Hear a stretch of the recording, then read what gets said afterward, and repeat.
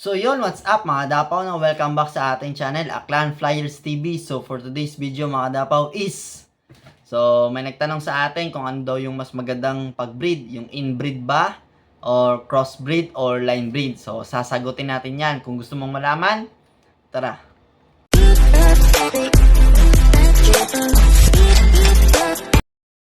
So yan mga Dapaw, no? So may nagtanong sa atin about sa breeding na naman. So, ngayon nga, sasagutin natin yan. So, sa pagbibreed ko, mga Dapaw, na-experience ko based sa akin lang to. At depende na rin yan sa ibang pansier, no? Alam ko, yung mga veterano dyan, alam na alam to. So, para to sa mga newbie na gustong matuto. So, tips ko, ganito.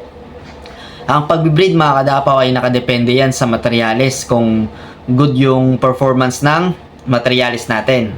So, ngayon, pinakamagandang breeding sa akin is yung inbreed to line breed na tinatawag. So sa cross breeding hindi ako gaano nagko-cross, minsan lang mga Kadapaw, no, pagka alam ko yung performance ng breeder is magaling sa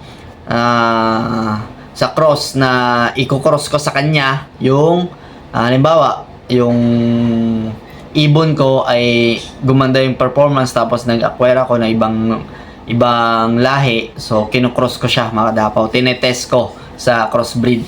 So ngayon yung pinakamaganda sa akin is yung inbreed to line breed. So ano nga ba yung inbreed to line breed? Ngayon halimbawa meron akong isang pair na in-inbreed ko. So yung inbreed na talakay na natin yan ng mga nakaraang vlog ko ay halimbawa yung inbreed ko is lalaki, ngayon gusto ko siyang i-cross sa line breed ko. So sa line breed hindi mawawala yung linyada. Halimbawa Batista, i-cross ko rin siya sa Batista, pero yung Batista ko is naka-inbreed na yung lalaki. Yung babae naman Batista rin siya na i-line breed ko siya sa inbreed. So medyo magulo mga Kadapaw, no? Pero pag natutunan nyo yan, napakaganda yung performance. Kasi hindi mawawala yung performance nila sa lolo, sa nanay, sa tatay, hanggang sa kapo-apuhan na nila. So yung ginagawa ko mga Kadapaw, no, nag-i-inbreed ako. So kung lalaki yung inbreed ko, gusto ko medyo bata pa, ibibreed siya. Kasi kung medyo matanda siya, so alam naman natin pag tumanda na yung kalapate, medyo mahirap ng i-breed. So gusto ko bata yung lalaki kaysa sa babae. Kasi yung babae mga Kadapaw, no, pag kahit gaano katanda, basta may similya, maganda pa rin yung ilalabas. So mahirap nga makakuha mga Kadapaw ng magandang materialis, lalo na pagka kak yung gusto natin.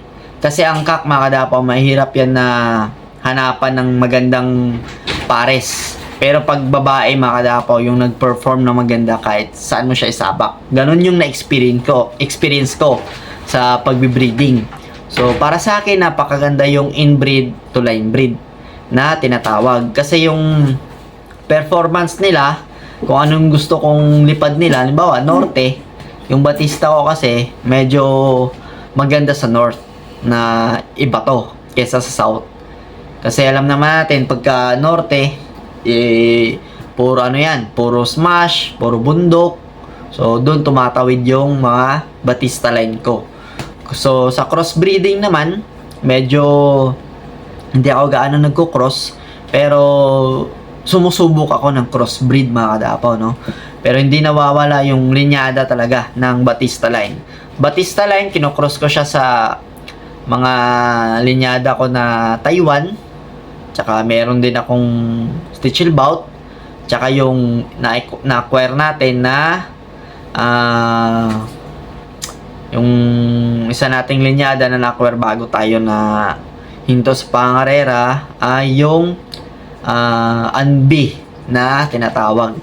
So yung Anbi nakuha natin sa Manila, tapos yung may nakuha rin tayong Anbi kay Boss James aka Balotline, yun.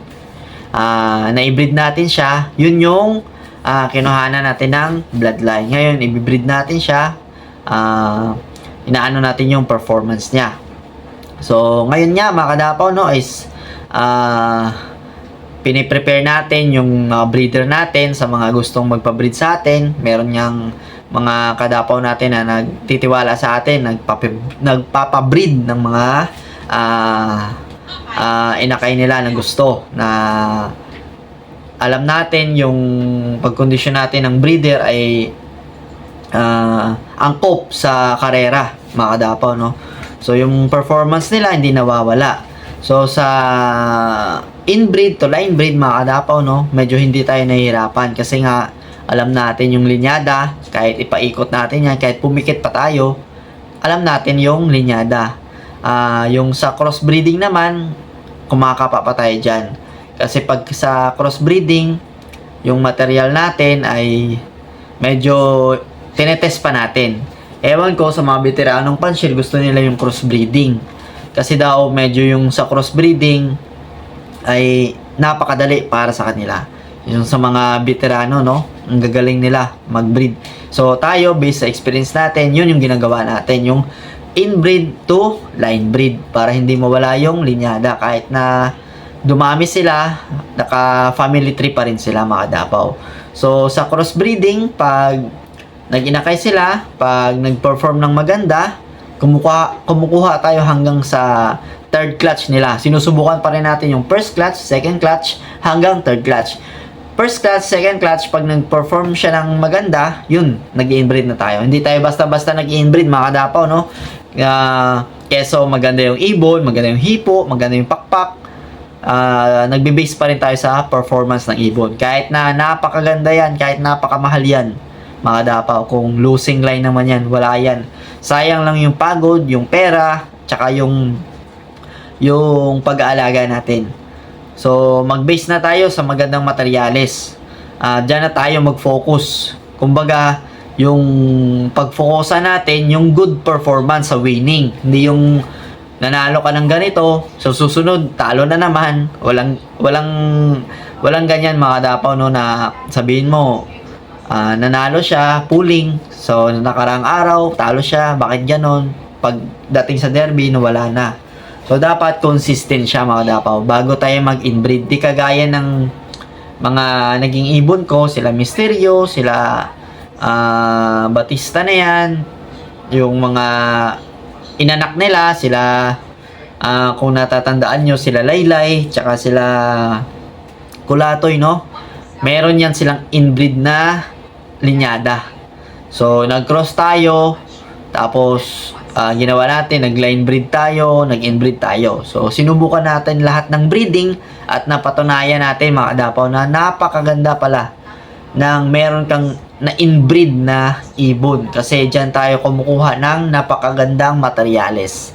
So, yan, mga kadapaw, sana may natutunan kayo sa tips natin, no? Na inbreed to line breed. So, napakaganda, mga kadapaw.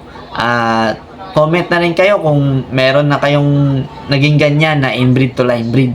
So, sasagutin natin yan. So, sana marami pa kayong matutunan na tips dahil sa akin, mga kadapaw. Gusto ko yung matuto yung mga newbie. Yan, kasi yung mga veterans natin dyan, saludo ako dyan.